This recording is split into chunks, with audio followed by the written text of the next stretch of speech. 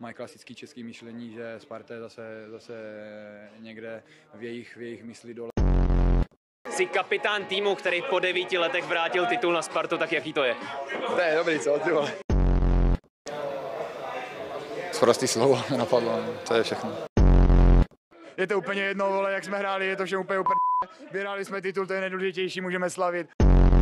Moderátorem je Lukáš Pečně, který odešel ze Sparty a Sparta začala vyhrávat tituly. Až to zhodnotím, cítím se na hovno, no, tak vám to řeknu, tak bych odpověděl.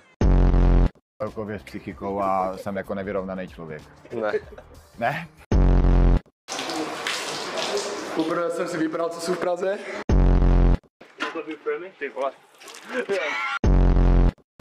Zpráva ze Zlínska. Bába uvízla pod kořenem. Chlapci, ne, nechám tě v tom pěkně vyžrat. Everybody for this season enjoy and zaslouží si this trophy, vole.